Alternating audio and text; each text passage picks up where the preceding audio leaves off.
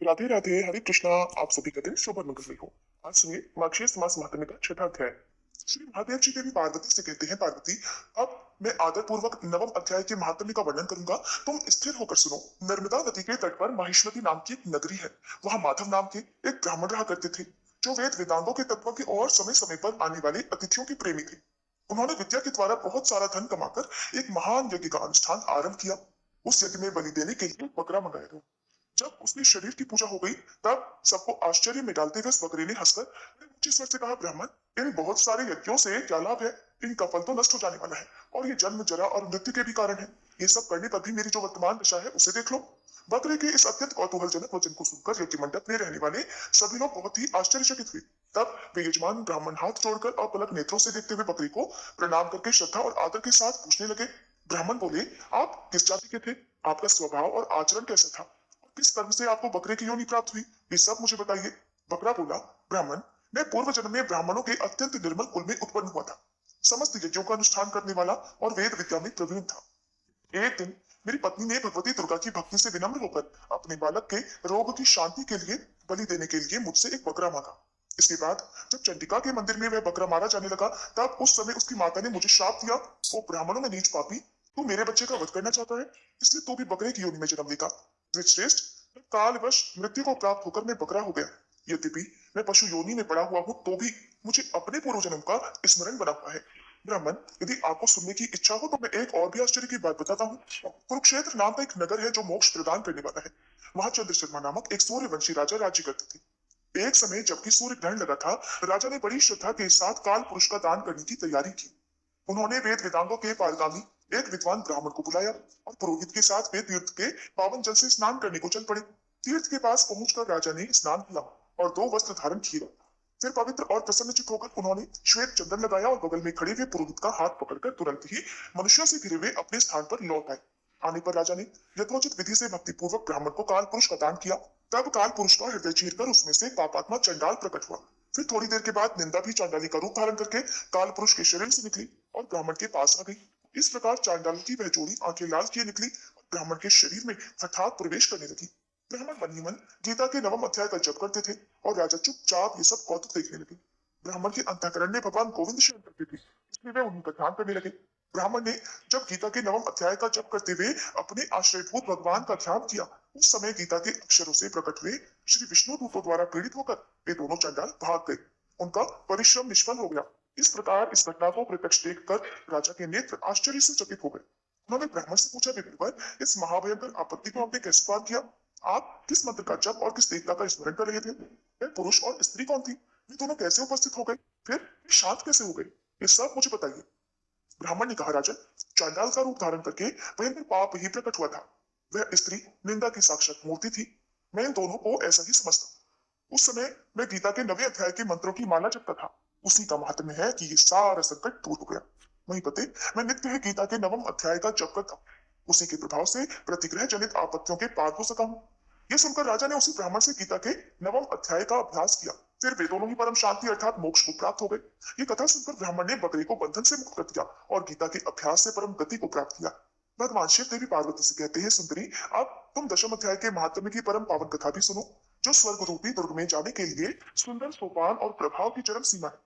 काशीपुरी में धीर बुद्धि नाम से विख्यात एक ब्राह्मण था, जो मुझ में नंदी के समान भक्ति रखता था। वह पावन कीर्ति के अर्जन में तत्पर रहने वाला, शांतचित्त और हिंसा, कठोरता और दुस्साहस से दूर रहने वाला था। जितेंद्रिय होने के कारण वह निवृत्ति मार्ग में ही स्थित रहता था। उसने वेद रूपी समुद्र का पार पा लिया था। वह संपूर्ण शास्त्रों के तात्पर्य का ज्ञाता था और उसका चित्त सदा मेरे ध्यान में लीन रहता था। वो मन को अंतरात्मा में लगाकर सदा आत्म तत्व का साक्षात्कार किया करता था। इसलिए जब वह चलने लगता तो मैं प्रेमवश उसके पीछे दौड़ दौड़ कर उसे हाथ का सहारा दिया करता था। ये देखकर मेरे पार्षद भृंगी ऋषि ने पूछा, भगवान, इस प्रकार भला किसने आपका दर्शन किया होगा? इस महात्मा ने कौन सा तप, होम अथवा जप किया है, इस हम आप ही पद पद पर इसे हाथ का सहारा देकर चलते हैं? भृंगी का ये प्रश्न सुनकर मैंने इस प्रकार उत्तर दिया कि एक समय की बात है, कैलाश पर्वत के पार्श्व भाग में पुरनाग वन के भीतर चंद्रमा की अमृतमय किरणों से धुली हुई भूमि में एक वेदी का सहारा लेकर मैं बैठा हुआ था। मेरे बैठने के क्षण भर बाद ही सहसा बड़े जोर की आंधी उठी। वहां के वृक्षों की शाखाएं ऊपर नीचे होकर आपस में टकराने लगी। कितनी ही टहनियां टूट टूट कर बिखर गई। पर्वत की अविचल छाया भी हिलने लगी। इसके बाद वहां महान भयंकर शब्द हुआ जिससे पर्वत की कंदराएं प्रतिध्वनित हो उठी, और फिर आकाश से कोई विशाल पक्षी उतरा जिसकी कांति काले मेघ के समान थी। वह गंजल की राशि, अंधकार के समूह अथवा पंख कटे हुए काले पर्वत सा जान पड़ता था। पैरों से पृथ्वी का सहारा लेकर उस पक्षी ने मुझे प्रणाम किया और एक सुंदर नवीन कमल मेरे चरणों में रखकर स्पष्ट वाणी में स्तुति आरंभ कर दी। पक्षी बोला, देव आपकी जय हो। आप चिदानंदमयी सुधा के सागर तथा जगत के पालक हैं। सदा सद्भावना से युक्त और अनासक्ति की लहरों से उल्लसित हैं। आपके वैभव का कहीं कोई अंत नहीं है। आपकी जय हो। अद्वैत वासना से परिपूर्ण बुद्धि के द्वारा आप त्रिविध मलों से रहित हैं। आप जितेंद्रिय भक्तों के अधीन रहते हैं और ध्यान में आपके स्वरूप का साक्षात्कार होता है। आप अविद्यामय उपाधि से रहित, नित्य मुक्त, निराकार, निरामय, असीम, अहंकार शून्य, आवरण रहित और निर्गुण है। आपके चरण कमल शरणागत भक्तों की रक्षा करने में प्रवीण है। अपने भयंकर ललाट रूपी महासर्प की विष ज्वाला से आपने कामदेव को भस्म किया है। आपकी जय हो। आप प्रत्यक्ष आदि प्रमाणों से दूर होते हुए भी प्रमाण्य स्वरूप है। आपको बारंबार नमस्कार है। चैतन्य के स्वामी तथा त्रिभुवन रूपधारी आपको प्रणाम है। मैं श्रेष्ठ योगियों द्वारा चुंबित आपके उन चरण कमलों की वंदना करता हूँ जो अपार भवपाप के समुद्र से पार उतारने में अद्भुत शक्तिशाली है। महादेव, साक्षात बृहस्पति भी आपकी स्तुति करने की दृष्टता नहीं कर सकते। सहस्त्र मुखों वाले नागराज शेष में भी इतनी चातुरी नहीं है कि वे आपके गुणों का वर्णन कर सके। फिर मेरे जैसी छोटी बुद्धि वाले पक्षी की तो बिसात ही क्या है। उस पक्षी द्वारा किए गए इस स्तोत्र को सुनकर मैंने उससे पूछा, विहंगम, तुम कौन हो और कहां से आए? तुम्हारी आकृति तो हंस जैसी है, मगर रंग कौवे का मिला है। तुम जिस उद्देश्य को लेकर यहाँ आई हो उसे बताओ। तब वह पक्षी बोला, देवेश, मुझे ब्रह्मा जी का हंस चाहिए। दूर जटे, जिस कर्म से मेरे शरीर में इस समय कालिमा आ गई है उसे सुनिए। प्रभु, यद्यपि आप सर्वज्ञ हैं, अतः आपसे कोई भी बात छिपी नहीं है, फिर भी यदि आप पूछते हैं तो बतलाता हूँ। सौराष्ट्र अर्थात सूरत नगर के पास एक सुंदर सरोवर है जिसमें कमल नहलाते रहते थे। उसी में से बाल चंद्रमा के टुकड़े जैसे श्वेत मृणालों के ग्रास लेकर मैं बड़ी तेज गति से आकाश में उड़ रहा था। उड़ते उड़ते सहसा वहां से पृथ्वी पर गिर पड़ा। जब होश में आया और अपने गिरने का कोई कारण ना देख सका तो मैं मन ही मन सोचने लगा, अहो, ये मुझ पर क्या पड़ा? आज मेरा पतन कैसे हो गया? पके हुए कपूर के समान श्वेत शरीर में कालिमा कैसे आ गई? इस प्रकार विस्मित होकर मैं अभी विचार ही कर रहा था कि इस पोखरे के कमलों में से मुझे ऐसी वाणी सुनाई दी, हंस उठो, मैं तुम्हारे गिरने और काले होने का कारण बताती हूँ। तब मैं उठकर सरोवर के बीच में गया और वहां 5 कमलों से युक्त एक सुंदर कमलिनी को देखा। उसको प्रणाम करके मैंने प्रदक्षिणा की और अपने पतन का सारा कारण पूछा। कमलिनी बोली, कलहस, तुम आकाश मार्ग से मुझे लांघ कर गई हो। उसी पातक के परिणामवश तुम्हें पृथ्वी पर गिरना पड़ा है और उसी कारणवश तुम्हारे शरीर में कालिमा दिखाई देती है। तुम्हें गिरा देखकर मेरे हृदय में दया भर आई और जब मैं इस मध्यम कमल के द्वारा बोलने लगी हूँ उस समय मेरे मुख से निकली हुई सुगंध को सूंघकर 60,000 भंवरे स्वर्गलोक को प्राप्त हो गई है। पक्षीराज, जिस कारण मुझ में इतना वैभव, ऐसा प्रभाव आया है उसे बतलाती हूँ, सुनो। इस जन्म से पहले तीसरे जन्म में मैं इस पृथ्वी पर एक ब्राह्मण की कन्या के रूप में उत्पन्न हुई थी। उस समय मेरा नाम सरोज वदना था। मैं गुरुजनों की सेवा करती हुई सदा एकमात्र पातिव्रत्य के पालन में तत्पर रहती थी। एक दिन की बात है, मैं एक मैना को पढ़ा रही थी। इससे पति सेवा में कुछ देरी हो गई। इससे पति देवता क्रोधित हो गए और उन्होंने मुझे शाप दे दिया कि पापिनी, तू मैना हो जा। मरने के बाद यद्यपि मैं मैना ही हुई, फिर भी पातिव्रत्य के प्रसाद से मुनियों के ही घर में मुझे आश्रय मिला। किसी मुनि कन्या ने मेरा पालन पोषण किया। मैं जिनके घर में थी वे ब्राह्मण प्रतिदिन प्रातःकाल विभूत योग नाम से प्रसिद्ध गीता के 10वें अध्याय का पाठ करते थे और मैं उस पापहारी अध्याय को सुना करती थी। विहंगम, काल आने पर मैं मैना का शरीर छोड़कर 10वें अध्याय के महात्म्य से स्वर्गलोक में अप्सरा हुई। मेरा नाम पद्मावती हुआ और मैं पद्मा की प्यारी सखी हो गई। एक दिन मैं विमान से आकाश में विचर रही थी। उस समय सुंदर कमलों से सुशोभित इस रमणीय सरोवर पर मेरी दृष्टि पड़ी और इसमें उतरकर जैसे ही मैंने जल क्रीड़ा आरंभ की, तुरंत ही दबासा मुनि आ धमके। उन्होंने वस्त्रहीन अवस्था में मुझे देख लिया। उनके भय से मैंने स्वयं ही वह कमलिनी का रूप धारण कर लिया। मेरे दोनों पैर कमल हुए, दोनों हाथ भी 2 कमल हो गए और शेष अंगों के साथ मेरा मुख भी एक कमल हो गया। इस प्रकार मैं 5 कमलों से युक्त हो गई। मुनिवर दुर्वासा ने मुझे देखा। उनके नेत्र क्रोधाग्नि से जल रहे थे। वे बोले, पापिनी, तू इसी रूप में 100 वर्षों तक पड़ी रहे। ये शाप देकर वे क्षण भर में अंतर्ध्यान हो गई। कमलिनी होने पर भी विभूति योगाध्याय के महात्म से मेरी वाणी लुप्त नहीं हुई है। मुझे लांघने मात्र के अपराध से ही तुम पृथ्वी पर गिर पड़े हो। पक्षीराज, यहाँ खड़े हुए तुम्हारे सामने ही आज मेरे शाप की निवृत्ति हो रही है, क्योंकि आज मेरे 100 वर्ष पूरे हो गए। मेरे द्वारा गाए जाते हुए उस उत्तम अध्याय को तुम भी सुन लो। उसके श्रवण मात्र से तुम भी आज ही मुक्त हो जाओगे। ऐसा कहकर पद्मिनी ने स्पष्ट और सुंदर वाणी में 10वें अध्याय का पाठ किया और वह मुक्त हो गई। उसे सुनने के बाद उसी के दिए हुए इस उत्तम कमल को लाकर मैंने आपको अर्पण किया है। इतनी कथा सुनाकर उस पक्षी ने अपना शरीर त्याग दिया। एक अद्भुत सी घटना हुई। वही पक्षी अब 10वें अध्याय के प्रभाव से ब्राह्मण कुल में उत्पन्न हुआ है। जन्म से ही अभ्यास होने के कारण बाल्यावस्था से ही इसके मुख से सदा गीता के 10वें अध्याय का उच्चारण हुआ करता है। 10वें अध्याय के अर्थ चिंतन का यह परिणाम हुआ है कि यह सब भूतों में स्थित शंख चक्रधारी भगवान विष्णु का सदा ही दर्शन करता रहता है। इसकी स्नेहपूर्ण दृष्टि जब कभी किसी देहधारी के शरीर पर पड़ जाती है तो वह चाहे शराबी हो, ब्रह्म हत्यारा ही क्यों न हो, मुक्त हो जाता है और पूर्व जन्म में अभ्यास किए हुए 10वें अध्याय के महात्म्य से इसने दुर्लभ तत्व ज्ञान प्राप्त है तथा इसने जीवन मुक्ति भी पाली है। अतः जब ये रास्ता चलने लगता है तो मैं इसे हाथ का सहारा दिए रहता हूँ। भृंगी ये सब 10वें अध्याय की ही महामहिमा है। पार्वती, इस प्रकार मैंने भृंगी रीति के सामने जो पाप नाशक कथा कही थी वही यहाँ तुमसे भी कही है। नर हो या नारी अथवा कोई भी क्यों ना हो, इस 10वें अध्याय के श्रवण मात्र से उसे सब आश्रमों के पालन का फल प्राप्त हो जाता है। भगवान शिव ने देवी पार्वती से कहा कि हे देवी, इस प्रकार मैंने श्री राधा की पूजा का विधान बताया है, अब स्तोत्र भी सुनो। एक बार श्री राधा जी मान करके श्री कृष्ण के समीप से, उनके पास से ही अंतर्ध्यान हो गई। तब ब्रह्मा जी, विष्णु जी और शिव जी आदि सभी देवता ऐश्वर्य भ्रष्ट, श्रीहीन और पत्नी रहित तथा उपद्रवग्रस्त हो गए। इस परिस्थिति पर विचार करके उन सभी ने भगवान कृष्ण की शरण ली। उनके स्तोत्र से संतुष्ट हुए सभी के परमात्मा श्री कृष्ण ने स्नान करके शुद्ध होकर सती राधिका जी की पूजा करके उनका इस प्रकार स्तवन अर्थात स्तुति की। भगवान कृष्ण बोले, हे सुमुखी श्री राधे, क्या मैं इसी प्रकार तुम्हारा प्रिय हूँ और मुझ में तुम्हारी ऐसी ही प्रीति है? तुम्हारी वाणी में जो छलना थी वो आज अच्छी तरह से प्रकट हो गई है। इस प्रकार तुम कहती थी कि हे कृष्ण, तुम मेरे प्राण हो, जीवात्मा हो। इसी तरह की मीठी मीठी बातें जो तुम नित्य निरंतर बड़े प्रेम से कहा करती थी, अब वो तत्काल कहाँ चली गई? मैं पहले तुम्हारे सामने जो कुछ कहता था, मेरा वचन तो आज भी ध्रुव सत्य है। तुम मेरे पांचों प्राणों की अधिष्ठात्री देवी हो। राधा मेरे लिए प्राण से भी अधिक बढ़कर प्रिय है। मेरी ये बातें जैसे पहले सत्य थी उसी तरह आज भी है। मैं तुम्हें अपने पास रखने में समर्थ नहीं हो सका, इसलिए तुम्हारे बिना मेरे प्राण चले जा रहे हैं। तुम कहाँ चली गई हो? अधिष्ठात्री देवी के बिना भला कौन कहाँ तक जीवित रह सकता है?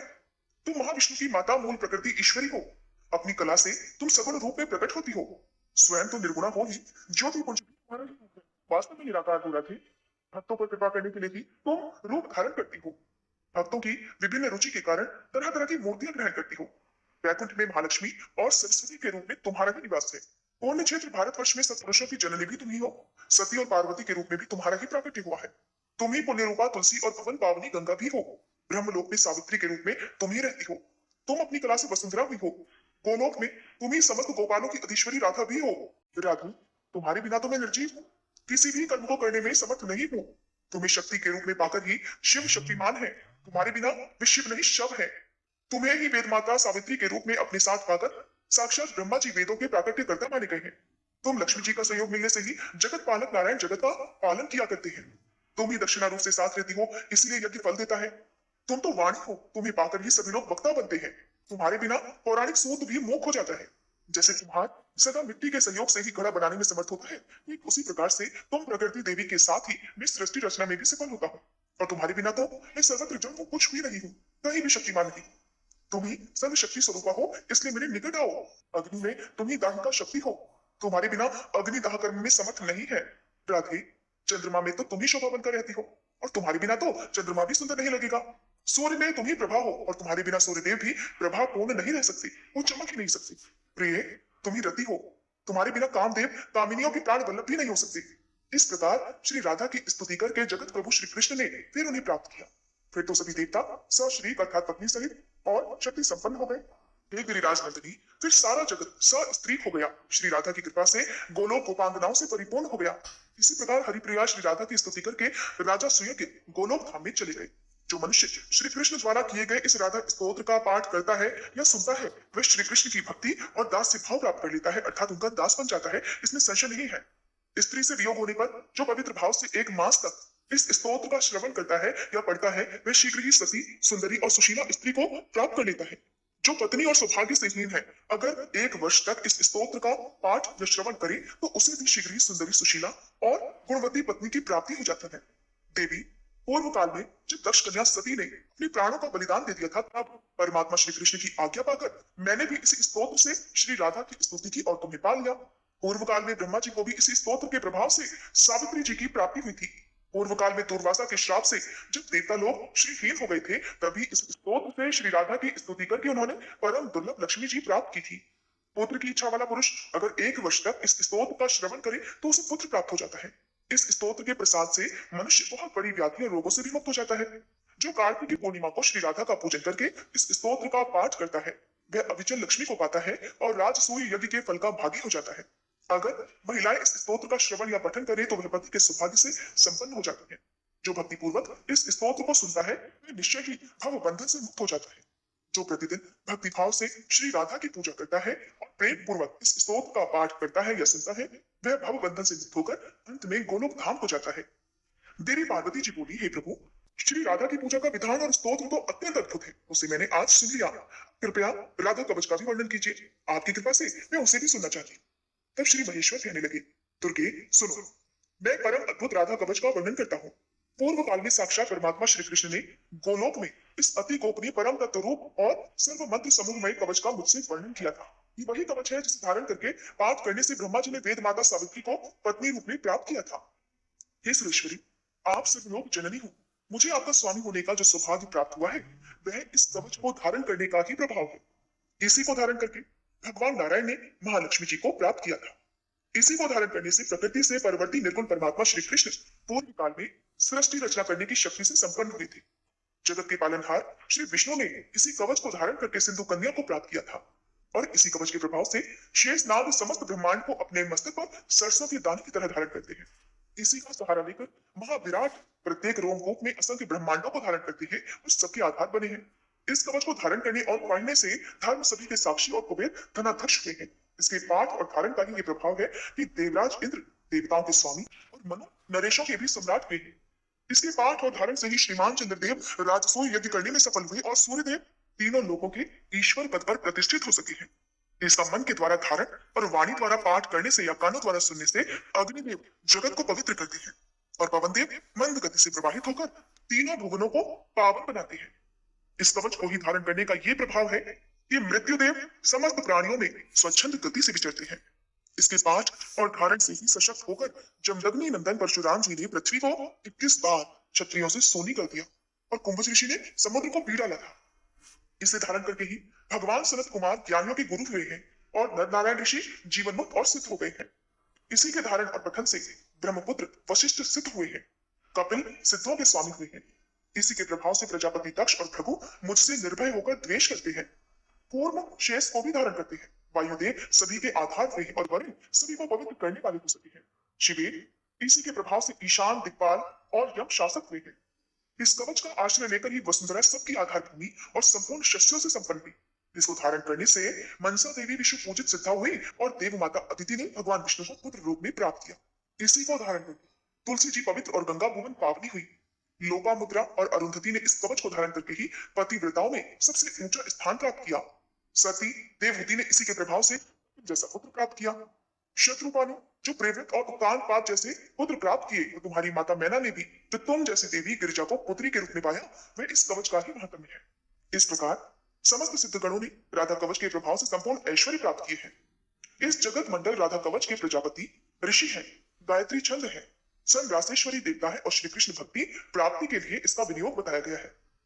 जो अपना शिष्य और श्री कृष्ण भक्त ब्राह्मण हो, उसी के सामने इस कवच को सुनाना या पढ़ना चाहिए। जो शठ और दूसरे का शिष्य हो, जो श्री कृष्ण को ना मानता हो, उसको इसका उपदेश देने से मृत्यु की प्राप्ति होती है। हे प्रिय, राज्य दे दो, अपना मस्तक कटा दे, परंतु अनाधिकारी को ये कवच कभी ना दे। मैंने गोलोक में देखा था कि साक्षात परमात्मा श्री कृष्ण ने भक्ति भाव से अपने कंठ में इसको धारण किया हुआ था। पूर्व काल में ब्रह्मा और विष्णु ने भी इसे अपने गले में स्थान दिया था। ओम राधाए स्वाहा, ये मंत्र कल्प वृक्ष के समान मनोवांछित फल देने वाला है और श्री कृष्ण ने भी स्वयं इसकी उपासना की है। यदि भगवान कृष्ण का आशीर्वाद प्राप्त करना हो, राधा रानी को प्रसन्न करना हो, तो इसी मंत्र का सच्चे मन से जाप करना चाहिए। ये मेरे मस्तक की रक्षा करे। ओम ह्रीं श्रीं राधिकाय स्वाहा, ये मंत्र मेरे कपाल की और दोनों नेत्रों और कानों की सदा रक्षा करे। ओम राम ह्रीं श्रीं राधिकाय स्वाहा, यह मंत्र सदा मेरे मस्तक और केश समूह की रक्षा करे। ओम राम राधाय स्वाहा, यह सर्व सिद्धिदायक मंत्र मेरे कपोल, नासिका और मुख की रक्षा करे। ओम क्लीं श्रीं कृष्ण प्रियाय नमः, यह मंत्र मेरे कंठ की रक्षा करे।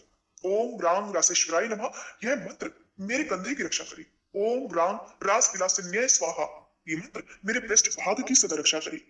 ओम वृंदावन विलासिन्याय स्वाहा, ये मंत्र पक्ष की सदा रक्षा करे। ओम तुलसी वन वासिन्याय स्वाहा, ये मंत्र नितंब की रक्षा करे। ओम कृष्ण प्राणाधिकाय स्वाहा, ये मंत्र दोनों चरणों और संपूर्ण अंगों की सदा सब ओर से रक्षा करे। राधा पूर्व दिशा में मेरी रक्षा करे। कृष्ण प्रिया अग्निकोण में मेरा पालन करे। रासेश्वरी दक्षिण दिशा में मेरी रक्षा का भार संभाले। गोपीश्वरी नैऋत्य कोण में मेरा संरक्षण करे। निर्गुणा पश्चिम और कृष्ण पूजिता वायव्य कोण में मेरा पालन करे। मूल प्रकृति ईश्वरी उत्तर दिशा में निरंतर मेरी संरक्षण में लगी रहे। सर्व पूजिता सर्वेश्वरी सदा ईशान कोण में मेरी रक्षा करी। महाविष्णु जननी जल स्थल आकाश स्वप्न और जागरण में सदा सब ओर से मेरी रक्षा करी। हे दुर्गे, यह परम उत्तम श्री जगन मंगल कवच मैंने तुमसे कहा है। यह गूढ़ से भी परम गूढ़तर तत्व है और इसका उपदेश हर किसी को नहीं देना चाहिए। मैंने तो तुम्हारे स्नेहवश इसका वर्णन किया है। किसी भी अनाधिकारी के सामने इसका प्रवचन नहीं देना चाहिए। जो वस्त्र आभूषण और चंदन से गुरु की विधिवत पूजा करके इस कवच को कंठ या दाहिनी बाह में धारण करता है, वह भगवान विष्णु के समान तेजस्वी हो जाता है। 100 लाख जप करने पर यह कवच सिद्ध हो जाता है। अगर किसी को यह कवच सिद्ध हो जाए तो वह आग से नहीं जलता। दुर्गे, पूर्व काल में इसी कवच को धारण करने से ही राजा दुर्योधन ने जल और अग्नि का स्तंभन करने में निश्चित रूप से दक्षता प्राप्त की थी। मैंने पहले पुष्कर तीर्थ में सूर्य ग्रहण के अवसर पर सनत कुमार को इस कवच का उपदेश दिया था। सनत कुमार ने मेरू पर्वत पर सांदीपनि मुनि को यह कवच प्रदान किया। सांदीपनि जी ने बलराम जी को और बलराम जी ने दुर्योधन को इसका उपदेश दिया था। इस कवच के प्रसाद से मनुष्य जीवन मुक्त हो सकता है। जो राधा मंत्र का उपासक होकर प्रतिदिन इस कवच का भक्ति भाव से पाठ करता है, वह विष्णु तुल्य तेजस्वी होता है और राजसूय यज्ञ का फल प्राप्त कर लेता है। संपूर्ण तीर्थों में स्नान, सभी प्रकार का दान, संपूर्ण व्रतों में उपवास, पृथ्वी की परिक्रमा, समस्त यज्ञों की दीक्षा का ग्रहण, सदा सत्य की रक्षा, नित्य प्रति श्री कृष्ण की सेवा, श्री कृष्ण नैवेद्य का भक्षण और चारों वेदों का पाठ करने पर मनुष्य जिस फल को प्राप्त करता है, उसे निश्चय ही वह एकमात्र इस कवच के पाठ करने से प्राप्त कर लेता है। राजद्वार पर, शमशान भूमि में, सिंहों और व्याघ्र से भरे हुए वन में, दावानल में, विशेष संकट के अवसर पर, डाकुओं और चोरों से भय प्राप्त होने पर, जेल जाने पर, विपत्ति में पड़ जाने पर, भयंकर और अटूट बंधन में बंधने पर और रोगों से ग्रसित होने पर, अगर मनुष्य श्रद्धा पूर्वक इस कवच को धारण कर ले तो वह निश्चय ही समस्त दुखों से दूर हो जाता है। हे दुर्गे, हे महेश्वरी, ये तुम्हारा ही कवच मैंने तुमसे कहा है। तुम ही सर्वरूपा माया हो और छल से मुझसे इसी विषय में पूछ रही हो। श्री नारायण कहते हैं, हे नारद, इस प्रकार राधिका जी की कथा कहकर बार माधव का स्मरण करके भगवान शंकर के संपूर्ण अंगों में रोमांच हुआ। प्रेम से उनके नेत्रों से आंसू की धारा बहने लगी। श्री कृष्ण के समान तो कोई देवता नहीं है, गंगा जैसी दूसरी नदी नहीं है, पुष्कर के समान कोई तीर्थ नहीं है और ब्रह्म से बढ़कर कोई वर्ण नहीं है। हे नारद, जैसे परमाणु से बढ़कर सूक्ष्म, महाविष्णु से बढ़कर महान और आकाश से अधिक विस्तृत दूसरी कोई वस्तु नहीं है, ठीक उसी प्रकार वैष्णव से बढ़कर ज्ञानी और भगवान शंकर से बढ़कर कोई योगींद्र नहीं है। देवर्षि, उन्होंने ही काम, क्रोध, लोभ और मोह पर विजय प्राप्त की है। भगवान शिव सोते जागते हर समय श्री कृष्ण के ध्यान में लीन रहते हैं। जैसे कृष्ण है वैसे शिव है। श्री कृष्ण और शिव में भी कोई भेद नहीं है। वत्स, जैसे वैष्णवों में शंभु और देवताओं में माधव श्रेष्ठ है, इसी प्रकार कवचों में यह जगन मंगल राधा कवच सर्वोत्तम है। शिव का शी यह मंगलवाचक है और वह कार का अर्थात दाता है। जो मंगलदाता है वही शिव कहा गया है। जो विश्व के मनुष्यों का सदा शंग अर्थात कल्याण करते हैं, वे ही शंकर हैं। कल्याण का तात्पर्य यहाँ मोक्ष से है। ब्रह्मादि देवता और वेदवादी मुनि ये महान कहे गए हैं उन महान पुरुषों के जो देवता है उन्हें महादेव कहते हैं। संपूर्ण विश्व में पूजित मूल प्रकृति ईश्वरी को महती देवी कहा गया है। उस महादेवी के द्वारा पूजित देवता का नाम महादेव है। विश्व में स्थित जितने महान हैं उन सबके वे ईश्वर है, इसीलिए मनीषी पुरुष, विद्वान पुरुष उन्हें महेश्वर कहते हैं। हे नारद, तुम धन्य हो जिसके गुरु श्री कृष्ण भक्ति प्रदान करने वाले साक्षात महेश्वर है। फिर तुम मुझसे क्यों पूछ रहे हो? हरे कृष्णा। इसके आगे का वृतांत आप सभी अगले अध्याय में सुनिएगा। अगर आपको वीडियो अच्छी लगी हो तो लाइक और शेयर करना मत भूलिएगा।